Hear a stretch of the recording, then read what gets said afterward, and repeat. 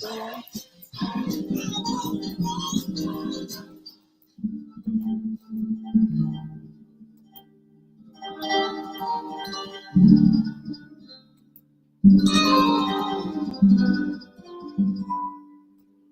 I am now, better than before.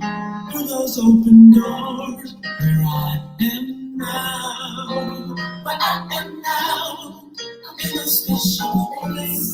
I'll tell you all the place where I am now. It's now time for the most talked about radio show in the whole wide world. That's the FYI radio show with your host, Miss Yolanda, the Lady Hinton.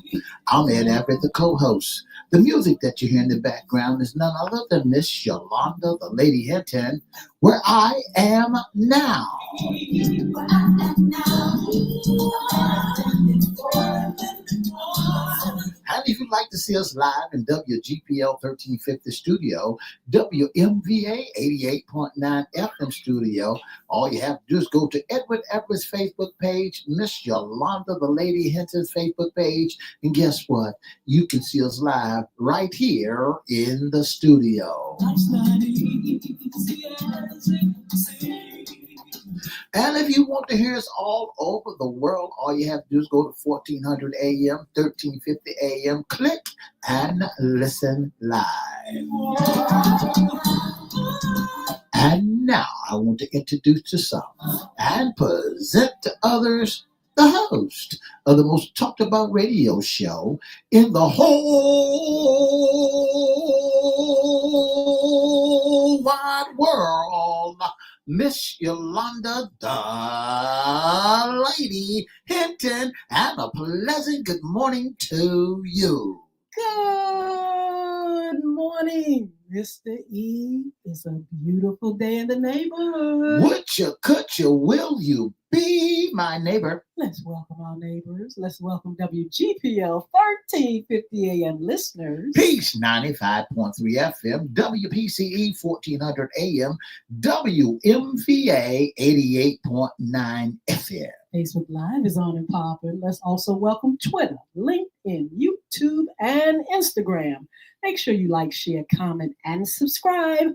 We'll shout you out later on in the show. Like, share, comment, and subscribe. Like, share, comment, subscribe. Go to our newest channel on YouTube. That's at FYI Radio Show host Yolanda Hinton. You can always go to Crystal Records 1, CRISTO Records 1. Like, share, comment, subscribe, and we promise before we're finished, we'll shout you out.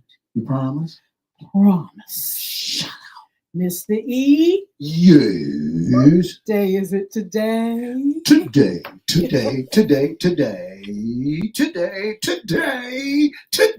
is Hump Day.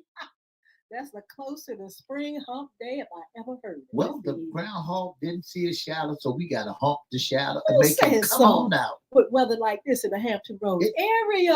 Isn't this some beautiful weather out there? Absolutely. I mean, do you think it's going to drop down to any degrees? It's 52 degrees today and sunny.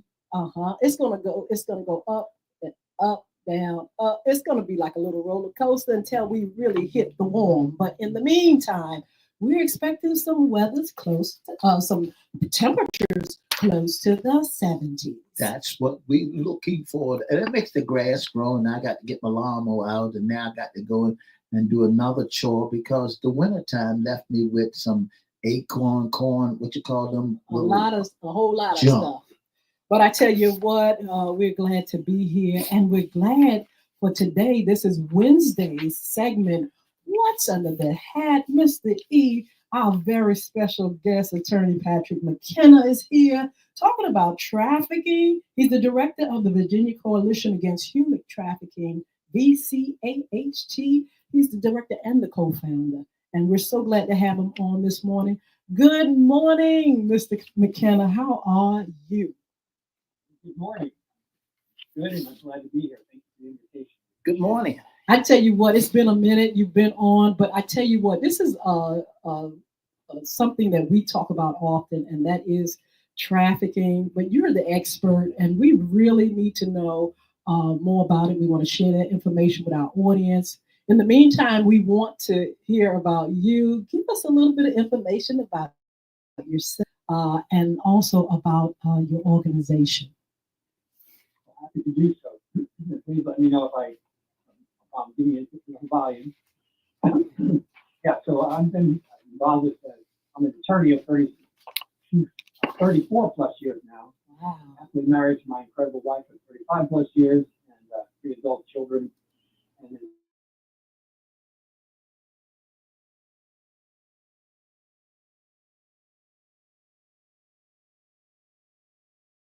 one of those adults, they were high school students to a youth event where they saw a film about human trafficking happening around the world. They didn't say anything about the United States.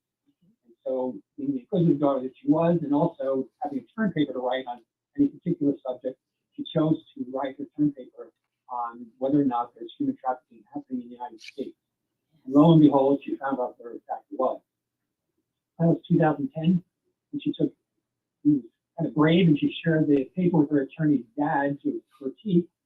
And I was, and my eyes opened to something I was totally unaware of, called human trafficking. Not happening around the world. And frankly, at the time, I hadn't even heard the term human trafficking, and my daughter introduced me to it.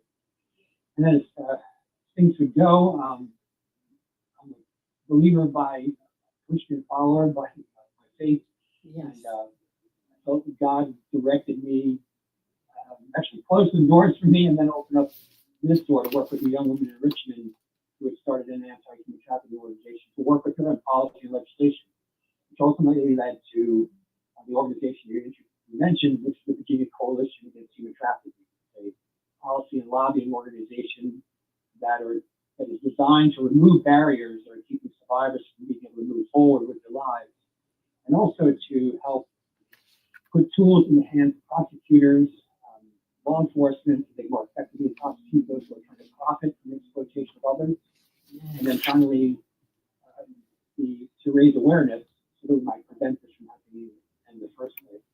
I also have another hat that I wear related to this, and that's the organization called Just Free International, which is a legal organization, a nonprofit legal organization that helps provide free legal services to human trafficking survivors. Wow.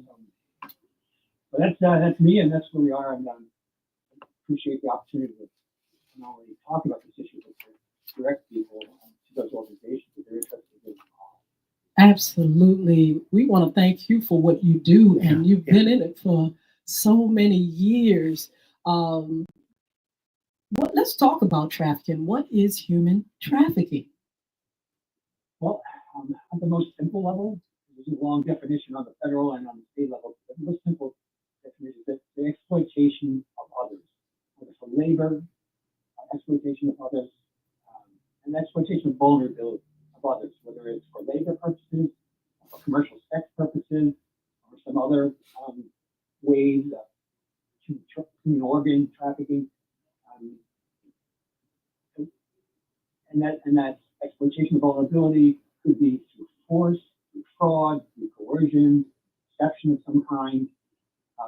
So, for example, a young person's on the internet looking for love, or they're wanting to know if they're beautiful, or they're hoping for a modeling career or a recording career and such. Play that wonderful song at the beginning of your broadcast, and there's somebody trolling online looking for that person. And, oh, yeah, you're beautiful. Or, oh, I guess it's your parents.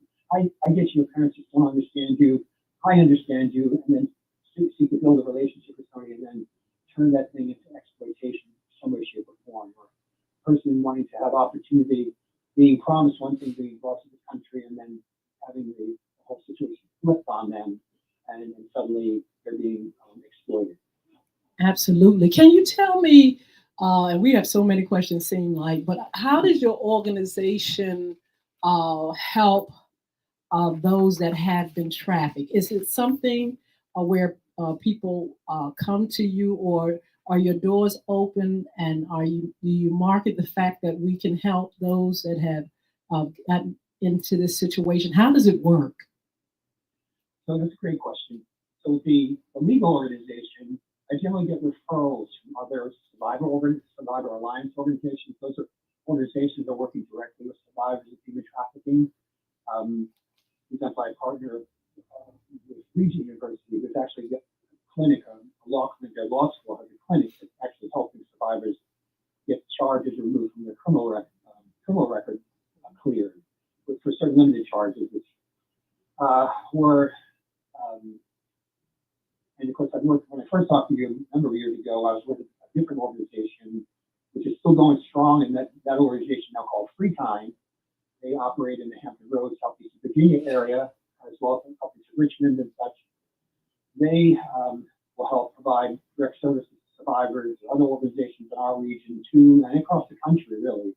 So people can simply go online and actually, if you Google it, you'll usually find somebody, an organization that's working in your area that is working directly with survivor services, and we try to point them that way. There is a national anti-human trafficking hotline that people can call into, and that number is, the moment escaped me, but I will look it up and give it to everybody before the broadcast is over. Great. The problem, how big is it, and how big is it in the Hampton Roads area?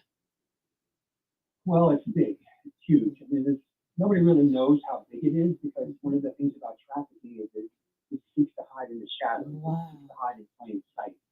So you get estimates of anywhere from, well, usually the estimates are somewhere in the millions. Wow. Like 27 to 40 million people around the world being trafficked, either through labor exploitation or through commercial sex. Again, labor traffic, organ trafficking. So some way people being exploited that way. And in our own country, as I alluded to earlier, when my daughter found that trafficking was happening here, Hampton Roads particularly is a hot spot for human trafficking, because we have so many factors in play to help facilitate it. We're on the Eastern Seaboard. We have one of the largest ports on the Eastern Seaboard. We have 2 international airports in the region. We have, oh my goodness, we're a tourist area, which can attract homeless people, just brings people. We have the military, which is a big factor. We have transients. We have people constantly coming and going, whether it's from university or to military or for employment or whatever reason. So we just have a significant number of factors that play into it being able to happen here. So, of course, the goal is to so raise awareness to this issue that people walking around recognize the signs and then know what to do when they see it. Absolutely. You know, Mr. McKinney, how is it, why is it so hard for us to be able to identify, or for our young folks or someone to let us know that someone is trafficking them? Well, that's a great question. Part of it is because it's kind of like, you ever hear the illustration of the frog in the pot, where you first put the pot in, the water is cool or whatever, they can dive in it, but then you gradually turn up the heat, and you can cook that frog before it really understands what's going on, as you just make a slow adjustment. So that's what happens oftentimes in the trafficking situation. I know there are people who may have seen the movie Taken, Freedom, where you have like kidnapping situations, that sort of thing. And that's really, really a really small percentage of those who are trafficked. Most of the time, people are trafficked through some relationship, as I mentioned earlier, through some grooming process, wherein the person's barriers are broken down, promises are made, and then the situation flips. Suddenly, the person who's supposed to be a benefactor, who's supposed to love them, who's supposed to be helping them, turns and in fact ends up exploiting them. Wow. Absolutely. Wow. What that's else? why Yes. the gradual situation is so critical. And that's why they themselves, I mean, we work, we mentioned Free Time, they work directly in a number of our jails in the region, teach human trafficking class. And in that class, we simply talk about human trafficking. As the women begin to understand how they've been exploited, how they've been brainwashed, believe it was their voluntary choice, the light bulbs come on, and then they can begin to start to help. Absolutely. What kind of challenges do you face as an organization that's trying to get a hold of this thing called trafficking? Well, always there's a need for more people and more resources to bring to the table, because the issue is big.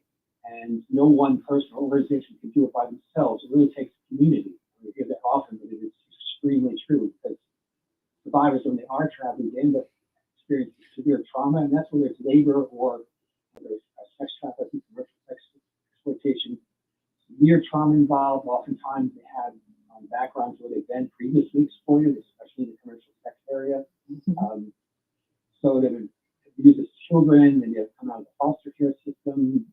And so, it's, number one, raising awareness so people understand that it's happening, which is why it's so great that your program is highlighting it today.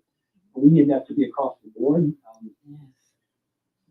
because without that education, without that awareness, and without those resources, and people volunteering their skill set, everybody can bring something to the table. We have this saying we use often that nobody can do everything, but everybody can do something. Yes. So what's your one thing? Absolutely.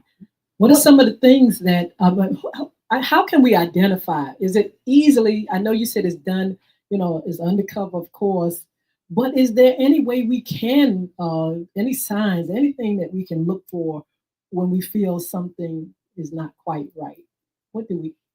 What signs are there? So that's a great question as well. So what you're seeing, let's just say a young person, the target age for commercial sexual exploitation is like 10 to second year in college. Because some of those formative years can be younger than that, can be older than that. Basically, anybody could be exploited. But you're looking for potential changes in behavior. That A student who's suddenly falling asleep in class, that young person who who doesn't have a lot of resources, that suddenly they're showing up in designer clothes, or they're talking about, or they're reluctant to talk about an older friend that's in their life, or you see potentially a tattoo showing up on them that has a name, kind of somebody, or has a crown shape, or there are a number of different things that can be there. And frankly, you go to websites like our website, the VCAHT, Virginia Coalition Against Human Trafficking.org. We explore some of the myths about trafficking there. You can go to other sites as well. But that's one way. And the labor trafficking situation. The number two way in which young people are trafficked after sex trafficking is traveling sales crews, peddling, that kind of thing. So, for example, we had a young man come to our door a number of years ago now who was selling magazines for what he said was the University Scholarship Program. Yes. So because we were involved in this movement, we invited him in, started asking him questions. My wife began Googling his company, and the more I asked, the more she Googled, the worse he got. So if he wasn't being exploited, labor traffic, he was probably being exploited. There's labor violations. Yes. So, because what 21-year-old who's a West Virginia University student doesn't have a cell phone with him or a driver's license? Yes. Absolutely. Those are huge giveaways. Somebody who's going to be in sales, you need to be able to call somebody, right? You need to have your driver's license, you have identification on you. He had neither. He needed somebody else was holding him, so that he, as a control factor. So, what kind of pain does it cause the family when they find out that their loved ones has been trafficking? Well, it depends on whether they're the traffickers. You said it depends on those who are trafficked by familial relations. Somebody in their family world, or somebody in that close circle, which is shocking to a lot of people, but unfortunately a reality. And which hasn't really been talked about enough. So we can make sure, first of all, that the family is safe. And then, of course, as many concerned parents, family members would be grieved for the exploitation that a child would go through, or a person would go through with love, being exploited in this way. Typically, like, say, for somebody involved in commercial sex that's being exploited in prostitution, they're being raped 15 to 20 times a day. Oftentimes 7 days a week, 365 days a year, I'm getting day off. And so, besides the other physical abuse, emotional abuse that they're experiencing in order to keep them being raped 15 to 20 times a day. Because you mentioned, how do we know things? Well, one of the things we need to do is address the myth, things that we believe that are actually keeping us from seeing. For example, when I was part of my legal journey was a public defender's office. I spent 6.5 years in the public defender's office. I represented women who were charged with prostitution. I represented probably 2,000 young people in that time. And unfortunately for them, this is before I read my daughter's paper. So I didn't know what I didn't know. And I think of one survivor in particular, she's kind of emblematic. She's a good example of this. She had drug abuse, drug problems. So I thought, okay, well, she's prostituting because she's got this drug addiction. So at least give her help, represent her in this misdemeanor prostitution charge. But the reality is, I didn't know what questions to ask. I didn't know I should be asking her questions. Like, is somebody making you do this? Can you eat if you don't tell yourself?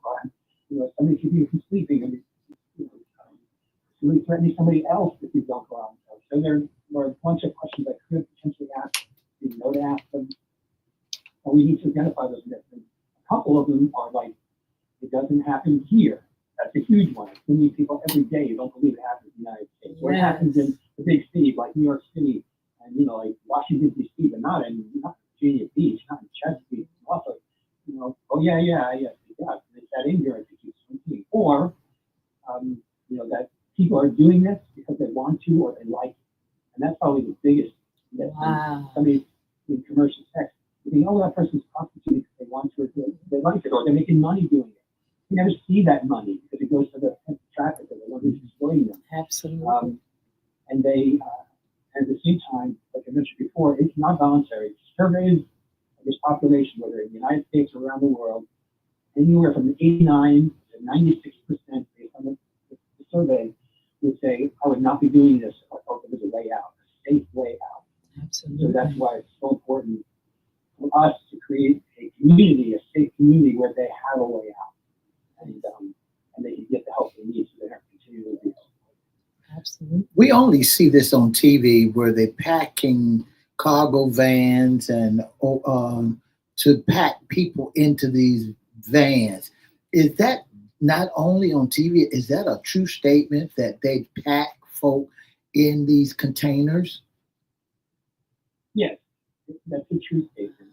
The thing that I do want to emphasize, though, is that again, that's a percentage. And it may happen for foreign nationals, but it can also happen for domestic. Yes. That's the trafficker may be transporting a number of people at the same time, from one location to another, because mobility is a big part of this. That's kind of why they call it trafficking. It does not, that's another myth, it does not have to move. I mean, a person, a number of survivors work with, were trafficked in one home. The spot, the buyers were brought to that home. This happened in the home, and they didn't get to leave that home. So, but it doesn't refer kind of to that the money associated with people being exploited. But yes, it happens, and there's, I think there's any number of stories about how it can happen. People might so often know that trafficking is happening with that young person that's falling asleep, that's next to you, or so it's very outgoing and suddenly becomes withdrawn. Dressing one way and suddenly now dressing another way. And from modest dress to suddenly a much more provocative dress. There can be any number of factors, any one of which might not be trafficking, but start putting them together. So, absolutely. Can you tell us about the court system and law enforcement? How helpful are they with your organization or with organizations like yours? Well, that's kind of I use this delicately. It's a little bit of a mixed bag. It's improved tremendously over the last 10, 15 years in terms of law enforcement training, prosecutorial training, judiciary training.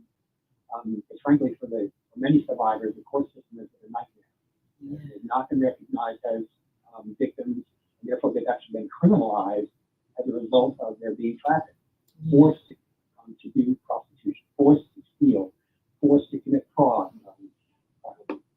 any number of other potential criminal charges which they were convicted because they weren't recognized as victims. They themselves, because of the brainwashing and the exploitation and the trauma, they don't often recognize themselves as victims. So it can take some time. That's why it's so important that law enforcement does get trained, and many jurisdictions in Virginia are getting trained, have gotten trained, and so this is very effective work going on, both in prosecutors' offices and law enforcement. There are also certain places where it's kind of like haven't gotten the training and really don't know how to deal with security trafficking cases, don't know what to look for. Accordingly, some people are continuing to be exploited. Absolutely. What about the community? Do they put up barriers in the sense, we live in an age of, snitches get stitches, don't tell, I don't see anything, I don't hear anything. How can we break those barriers of the community and how they can be a little bit more helpful if they do open their eyes? Yeah, that's a great point. Like I said before, it takes the community and it takes people being willing to. It doesn't even take that long to get some basic information to go to a website. People constantly on the internet. Well, take some time when you're on the internet to look up human trafficking signs and what to look for and who to call, because the information is readily available on websites like I mentioned before, or you can find the National Anti-Human Trafficking Hotline that posted it. There's a lot of great information there. So, but it does take us. If you see something, say something. You see more billboards putting that message out there. If you see something, say something, because maybe it's not trafficking, human trafficking, but maybe it's child exploitation going on, child abuse, something else happening, labor exploitation. It could be any number of things. So if you think you're seeing something, you know the number to be able to call and then say something. What about donations and things like that to the organization? Tell us if that's a possibility as well for the community to engage in. Yes, absolutely. Both the Virginia Coalition Against Human Trafficking is a C4, it's not C3. So we're a nonprofit. When people give to us, it's not tax deductible. But nonetheless, we need your donations. We use those funds to help raise awareness, public awareness campaigns for compensating survivors. There are many survivor leaders who are now, they've gotten through and been gotten out of their trafficking situations, been through some healing, and now they're seeking to try to change the laws that keep others being exploited and want to choose laws so others don't continue to be exploited. So we help compensate those survivors through the donations to the coalition, and also we offer those legal services for free to survivors, but obviously legal services aren't free. Right. And so in some cases we pay what I call low bono fees that attorneys are willing to be trained to take cases, but they can't do them exactly for free, so we'll compensate those attorneys for their work. And then, of course, staffing and everything else, and websites and all those things are all part of what we need to keep the word out there and help us do our work. So for people interested in giving, they can go to the coalition's website, and that's V is in Virginia, C is in coalition, A is against, H is a human, T is in trafficking.org. So VCAHT.org. And then the legal organization is justfreeinternational.org. Justfreeinternational.org. All run together, one word, where they could give, where that is the 501c3, and those donations are tax deductible. Absolutely. We'll have that information for our audience on our page.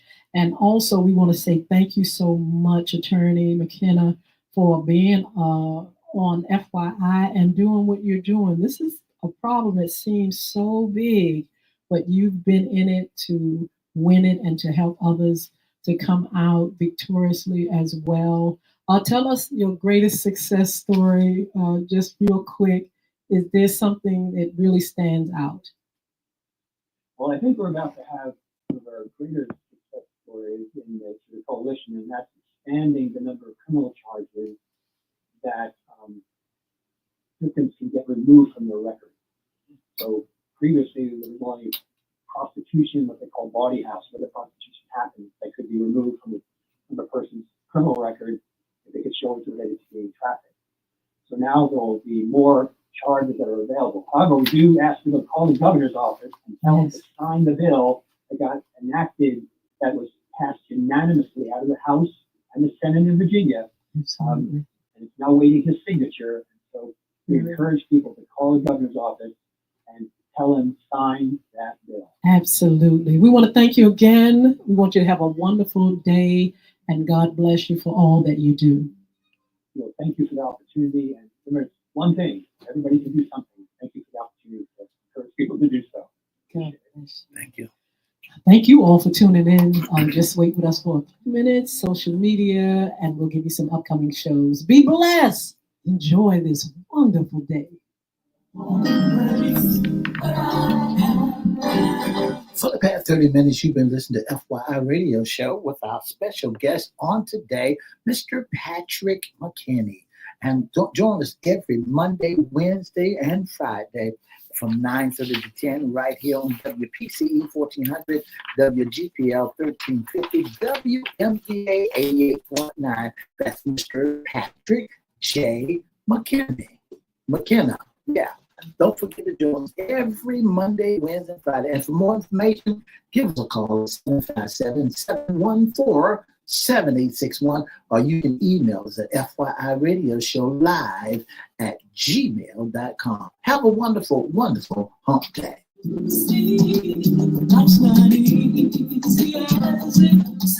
It's a beautiful day in the neighborhood. We want to thank our special guest, Attorney Patrick J. McKenna.